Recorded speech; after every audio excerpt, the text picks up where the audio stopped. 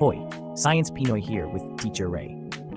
Kapag nakita mo ang crush mo at bigla kang namula, may siyentipikong dahilan kung bakit nangyayari yan. Ganito ang kwento. Una, kilig o kaba. Pag nakita mo si crush, natural na nagkakaroon ka ng kilig o kahit konting kaba. Kaya ang katawan mo ay nag-activate ng tinatawag na fight or flight response. Parang handa ka sa isang malaking event. Ikalawa, labas adrenaline.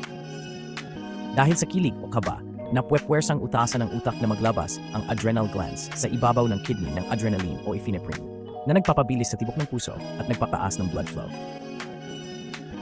Ikatlo, pamumula ng mukhang adrenaline na yan, nagpapaluwag ng mga blood vessels sa mukha mo. Dahil dito, mas maraming dugo ang dumadaloy papunta sa mukha mo, kaya ayun, namumula ka. At huli ay, pa-cute na pagpula. Ang mga capillaries o maliliit na ugat sa mukha ay malapit lang sa balat, kaya mas kapansin-pansin ang pamumula. Madalas pa ngang nakikita itong sign ng pagiging totoo at pagiging mahiyain. Kaya hindi lang siyentipiko, may pa-cute din na dating. Kaya ayan, namumula ka hindi lang dahil sa kilig kundi dahil nararamdaman din ng katawan mo ang kabang dulot ni crush. Ngayon, alam mo na kung